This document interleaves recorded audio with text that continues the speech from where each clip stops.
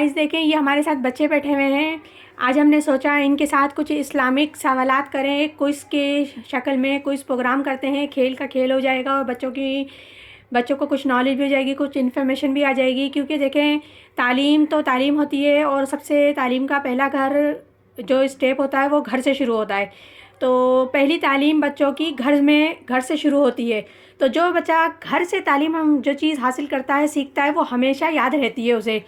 تو ہم اسلامک تھوڑے کوشچنز ان بچوں سے کرتے ہیں تاکہ ان بچوں کی نالج میں بھی اضافہ ہو جائے اور انہیں یعنی کہ دین سے بھی وہ روشناس ہو جائیں کہ بھئی ہمارا دین کیا ہے اور اس کی بنیاد کیا ہے اور ان میں کیا کیا بیسک چیز ہونی چاہیے. ویسے تو ایک مومن کی حیثیت سے ہر مسلمان بچے کو معلوم ہونا چاہیے, لیکن پھر بھی جو آج کل ہمارے گھر کے ماحول ہے اس اعتبار سے سیکھنا پڑتا ہے, یعنی کہ اسلام کو سیکھنا پڑتا ہے اور مدرسوں میں جانا پڑتا ہے, وہاں جا کے سیکھنا پڑتا ہے. ہمیں گھر سے یہ دینی تعلیم میسر نہیں ہے. تو یہ ایک چھوٹی سی کوشش ہے کہ ہم اپنے ارد گرد کے بچوں کو بلاتے ہیں, جمع کرتے ہیں, ان سے سوالات کرتے ہیں, انہیں سکھاتے بھی ہیں اور بچوں کو ایک کھیل کے ذریعے کچھ تعلیمات دینے کی کوشش کرتے ہیں. رمضان کے متعلق ہی کچھ سوالات کرتے ہیں. سب سے پہلے ہم پوچھتے ہیں کہ چلیں بچے آپ لوگ بتاؤ کہ رمضان میں کتنے روزے ہوتے ہیں؟ ہاں آپ بتاؤ بیٹا, رمضان میں کتنے روزے ہوتے ہیں؟ کتنے روزے ہوتے ہیں؟ 30.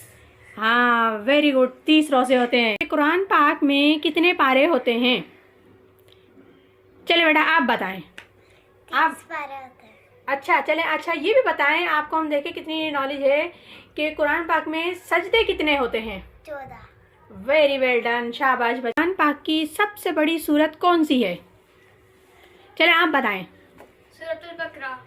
سورۃ البقرہ. اور اچھا یہ بھی بتائیں ہمیں کہ یہ سورہ بقرہ کون سے پارے میں ہے؟ پہلے پارے میں.